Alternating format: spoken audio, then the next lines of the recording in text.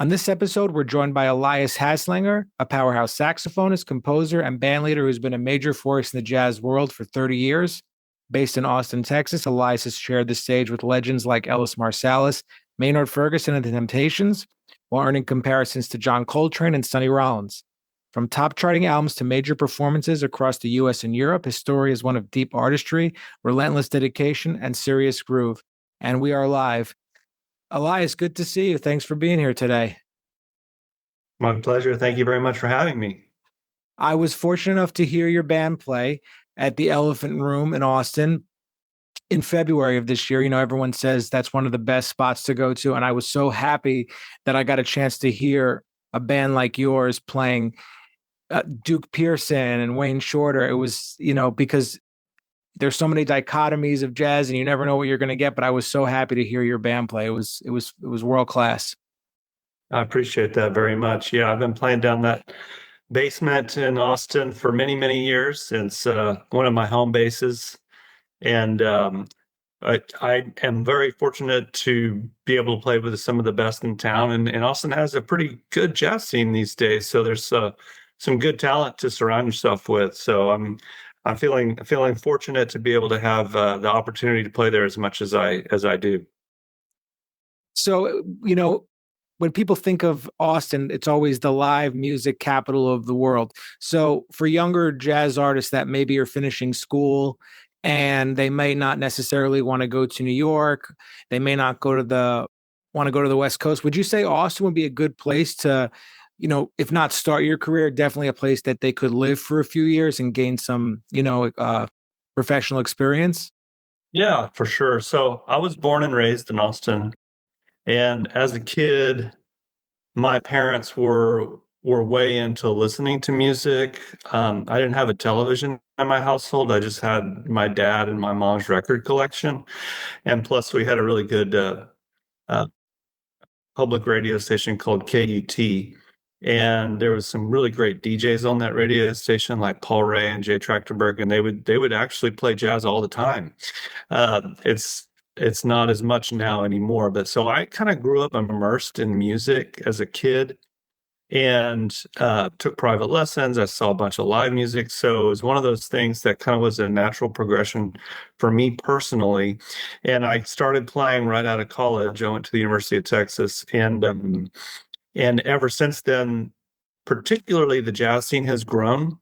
But I would say for any young musician, like, don't kind of paint yourself into a corner of like, I only play this kind of music, because it won't really serve you well. I've always played all kinds of music, from, reggae to pop to funk to Latin to jazz. Of course, the music I really love to play and try to focus on is jazz as much as I can. But I'd say for any young musician looking to start their career, Austin is a good place. It's still a good music scene. And growing. The jazz scene is definitely growing. We've got Joel Fromm now down at Texas State teaching there, and lots of great talent coming through. More clubs to play now, in addition to private parties and other club, just club scene that's going on. So was there ever jazz on 7th Street? Because that's the one with all the bars, which there was a lot of DJs, but was there ever a point where you could hear jazz on that part of town? Yeah, 6th Street is the main 6th strip, Street, right? sorry. 6th Street was like the original, like Austin's Bourbon Street almost, I'd call it. But a lot of cover bands. Back when I was coming up, in the 90s, there was a lot more original music going on 6th Street, but that's kind of turned more into a tourist trap and like cover bands and DJs mostly. So not really, but there's other areas, right? So the best clubs besides the Elephant Room is there's a place called Monk's Jazz, which is really cool. Parker Jazz is another place that plays, and then I play upstairs at the Continental Club Gallery every Monday night, and that place has some jazz on occasion. There's also some really cool music happening at the Continental Club and Seaboys Heart and Soul. And so, yeah, 6th Street, probably not the ideal place for musicians to get gigs, but there are plenty of other places in town that feature live music. Are there opportunities that come your way that you get called for things randomly still, recording sessions for artists who are in town who don't play jazz, or other types of styles that you maybe aren't less familiar with, but because you have that name, you still get those phone calls as a sideman? Sure. Yeah, I'd say the studio scene here is pretty good. As a horn player, horns with bands are, I'd say, more of a treat these days than it is a necessity. Like, that's like if you have extra budget, you get the horns, right? And not a lot of people have extra budget. But that said, I still do get the call on occasion to go to the studios. There's plenty of studios in town and lots of music happening in those studios. So that is a thing. I wish I got called more for those type of sessions, but yeah, it still happens for sure. Where can you still work in Texas, as far as places to go play? Do you go to Dallas, or do you go to Houston or San Antonio to work, or you mostly stay in your part of town? I really don't have to go to those cities because I can play as much as I want in Austin. That's However, awesome. there are still very good musicians in all three of those cities. Texas has a very rich and deep history of incredible musicians coming out of all of those cities, right? Houston, of course, with HSPVA, and Dallas with Dallas Arts Magnet, is a great kind of fountain of incredible talent. A lot of them go on to New York or LA and do other things, but there's still incredible musicians in San Antonio, Dallas, and Houston. I do occasionally get to those cities to play, but not as much as when I was much younger. And like I said, the scene here is so good that it's not really required for me to go there unless I would like to. So and now that I've gotten my behind the scenes Austin jazz information from you, there are certain things I wanted to ask you, because you grew up in this musical city, from an early age that you like music because it's you hear it in your home, and then you start playing professionally. Do you remember the first gig where you sort of said to yourself, like, wow, okay, I really am doing this now, I'm a professional? Yeah. Well, so I had my first pro gigs when I was in high school, and I always thought it was just a lot of fun, you know. Back when you're young and high school and college, like back then, Austin was a different place. It was a much more affordable place to live.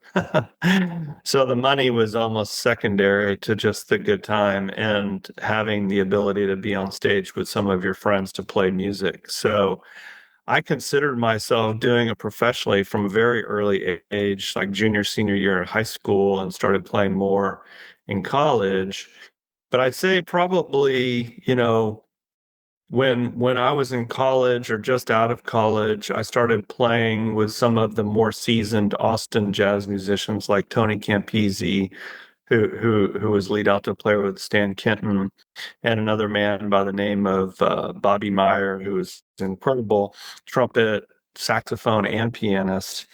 Played with lots of great jazz artists, and a drummer named A.D. Mannion, who used to play with Joe Pass. And so when I started, and of course, my great mentor, who I played for with many years, is Dr. James Polk, who was the pianist and organ player and writer and arranger for Ray Charles for many years.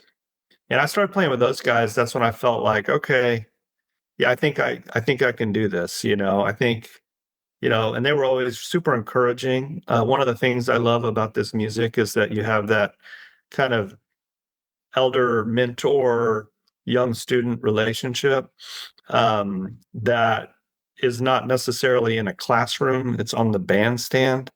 And so when you're on the bandstand with these guys that got a lot of experience and they're telling you, hey, you really don't sound good. You need to go practice this, or you need to go practice that. Or even if they didn't tell you directly, just listening to them on stage and kind of how they played or how they carried themselves was huge. for me. And if you're not working, you are probably doing something not, wrong as well, right? if you're not getting called, for sure, that's a big indication. But fortunately, I did have some of those mentors in my life at an early age that, kind of took me under their wing, and then, kind of showed me, either directly or indirectly, the right way or wrong way to do things, how to learn things, how to play, how to listen. So yeah, I feel fortunate in that regard that I had some of these mentors, and then I felt like when I started playing with them, that was like, okay, this is something I can do, not just that I like, but that, I can pursue.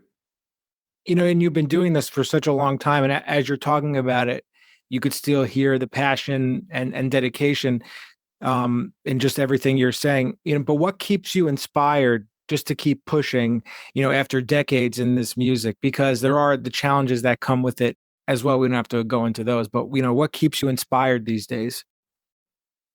Yeah, man, I think it always has been and always will be for me. Like when I listen to this music, and I'm specifically speaking of this great, Black American art form that is called jazz, and jazz can be a lightning rod as a term, but you know, what I consider to be this music, from Louis Armstrong, Duke Ellington, Ella Fitzgerald, Coltrane, all of those incredible artists. When I go back and listen to that music, it still sounds fresh and inspiring to me. And there's always something new that I can learn from it. And there's always something new that I hear in the music. No matter how many times that I listen to it, there's always something there that you kind of continue to peel back the onion, that there's like, it gets deeper and deeper, and it means more and more to me over the years. So like, even though I've listened to, a record like Crescent by Coltrane, thousands of times, it never gets old. And there's always something there, or in McCoy's comping or Elvin's drumming, that is just super inspiring to me. So to me, it's this lifelong journey to try to find my own voice, but using kind of this fertile history as the place where I'm constantly, seeking information to help me improve and get closer to the sound that I'm hearing in my mind. And that's always changing too. So it's super fun because, no matter how much you do it, there's my feeling is there's always more to do. So that's kind of what keeps me going. Definitely. And, I've been playing this music for about 20 years. And it's like, even to these days, like even certain little things, like just the way I look at the instrument visually, like looking at, I'm, guitarist, looking at the neck of the guitar, even the way I just look, what these things are still coming to me these days. Do you still have stuff like that in terms of your connection with your instrument? Like little things like, oh, I wish I approached it like this, some time ago, or is not so much? No, for sure. The saxophone is a challenging instrument to play. And, every day that I pull it out and try to practice, I feel like, what's that Dizzy Gillespie used to say? Some days you win, and most of the other days the horn wins, It's I agree. There's those days where you feel like everything's flowing and your ideas are going and your technique is happening, and then there's other days where it's just not happening at all. So the challenge is, to practice so that you feel like, the instrument is simply an extension of your, body and mind and soul. And so the technique is not, simply for technique's sake, but it's to hopefully help you express yourself the way that you're hearing and feeling at that moment. So yeah, there's always things with my left hand and the altissimo and the reed and the mouthpiece and the setup of the instrument that I'm constantly tinkering with, like many saxophone players. But it is a challenge, and that's one of those challenges that you kind of look forward to every day to see how can I get a little bit better. I mean, I'm sure you've experienced that frustration playing live as well, something just not working for whatever reason. What's your advice to musicians who they're on a gig And for whatever reason, like nothing is just coming out the way you hear it. It could be the room, it could be it's too loud in there, it could just be the way you're feeling personally. But it's just like it just feels like it's just such a challenge and you can't do it. Like, do you have any words of encouragement or things you've thought about in those moments that you could share? Yeah, nothing lasts forever, right? So, yeah, one of the things that I love about playing music is that you're in the moment, that moment, and it's gone. So if it's a bad gig, it'll be over soon and you can look forward to the next gig. If it's a good gig, you never want it to end, but it's going to be over soon too. So, just try, that's my challenge to me, to myself and to the band that I play with all the time. Is like, how can you make the most of this moment every single time that you're on stage, right? Because it is a precious gift. You cannot take it for granted. You don't know the next time you're going to be able to play. And think about the people that are in the audience that are there to hopefully be moved by your music, right? Like that would be a huge disservice to them if you did not give it your best, even in a difficult situation, right? Because a lot of the times the audience doesn't know that you're struggling with this or that, or the sound is bad or that. They just see you. And then after the gig, if you start instantly complaining to them about this or that, then they're getting a bad impression whereas normally probably 90% of the time they're just like, oh, that was great. I really loved hearing you play. So why spoil it for them? So, I usually say keep those things to yourself. If it's something that's within a band dynamic that you can discuss with the band at a later time at a rehearsal or what have you, like, hey, you were playing too much at this time, or why don't you think about playing less here, or like, hey, the drums got a little bit too loud, or whatever it is, saxophone didn't execute the melody correctly. That's what rehearsal's for, right? Sometimes if you're in a live band situation and the sound is bad, well, that's not much you can do unless you can talk to the sound person on a break or something and say, hey, the monitors are bad, or what have you. But yeah, every live gig is a new opportunity for making it great, and then hopefully skating through the adversity if there ever is some. Hopefully you try to minimize that as much as possible. But of course, it happens. Yeah, I like how you said you're like if it's a bad gig, don't worry, it'll be over soon and you can look forward to the next one. I, li- I like that mindset a lot. For sure. I mean, and we've all been there, right? Whether the audience is not happening or the sound is not happening, or maybe the band that you happen to assemble is just not grooving for some reason. I mean, that happens. Bass players and drummers don't always hook up. And it's no fault of either of theirs. They just don't hear the time in the same place, right? But you just try to make the most of it, and then learn if there's something to be learned from it to try to make it better the next time. So as far as talk to me a little bit about a day in the life. What's going on the agenda for you, this week as a professional musician?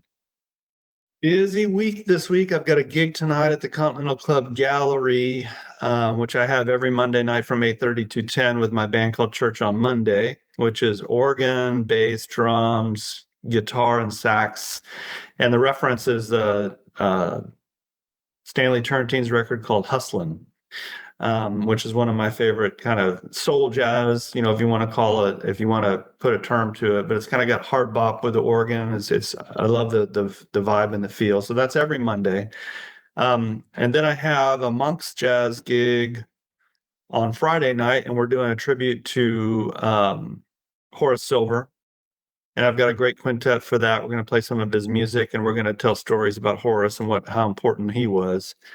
And then Saturday night, I am playing at the Elephant Room, the place you heard me, with another great quintet, and we'll do a combination of my original music with some classics, like what you heard, similar vibe there. So Yeah, I wish I'm sorry I didn't get a chance to say hello. Me and my wife were like bouncing. We were only in Austin for 2 days. We were bouncing around, like going from place to place. Next time, my friend. Next time, please come say hi, and bring your axe. So yeah, so I would definitely love to. So you're playing at these 3 great clubs this week. That sounds like a fun week. gonna be a fun week. It's gonna be a fun week. It's not rare. That week is not uncommon. I'm happy to say, with a wife and kids, it can get busy, but I'd rather it be busy than the alternative, right? So you've got these three gigs this week. Do you also teach as well? I don't teach, but what I do for what I do for money, right? What I tell people is I wake up in the morning and I go to bed. I'm a saxophone band leader and composer. But during the day for my living is I work actually as a marketing and sales executive for a company called National Instruments. And so I spend, it's a trade-off, but I do spend a fair amount of my days working at a corporation. But I have done that for many years, and it's a good balance for me, right? Because I had one in college, one in high school, about to go to college, and have a successful family life, which is super important to me. My wife and I have been married for 30 years, and I was on the road with Maynard Ferguson, and I had kind of an epiphany, like I was married, and my wife's a great cook and a beautiful lady, and I was on the road with all these guys. And we stopped at Burger King 3 times in one day because the bus driver wanted. Oh my God. Because the bus driver wanted to. And so the third time we stopped there, I said, I got to have a salad. And they served me like, I don't know, a couple of slices of romaine lettuce and a packet of French dressing. And that's what I had for dinner that night. And I was like, man, I'm not sure this is what I'm cut out to do for the rest of my life. I'd rather be at home with my wife eating her great homemade pasta. And so when I got off the road with Maynard, my wife and I both had this conversation. We wanted to have kids. This was before we had kids. We were living in New York City and Brooklyn at the time. And we both committed to ourselves. It's like, okay, well, we're going to do something else to make money for our family, but we're still going to do music. And we both have done that. Thankfully, it was our journey, our path. It doesn't necessarily work for everybody, but for our family and the two of us together, like she's a musician. We met at music school at UT. She's a brilliant singer-songwriter. Her name's Amy Atchley, and she's got lots of CDs out. She still plays a lot. And so we still do that, and it's a priority for us. But we also love our family union, and we want to take care of our kids and each other. So that's kind of the deal we made for ourselves. No, I think you're totally right. I think it's 100%. I think it's smart. And I have the most, tremendous amount of respect for anyone who knows they have to provide for their family, but at the same time is creating their art on the highest level. So, I mean, I think it's wonderful, but Elias, it's been such a pleasure to speak with you today. And, just want to say thank you so much for, taking the time. Really, really appreciate it. Oh, well, we're just scratching the surface, my friend, but thank you so much for having me. We'll do it again. We can do it again. We'll do it again. Let's do it again. Hey, all right.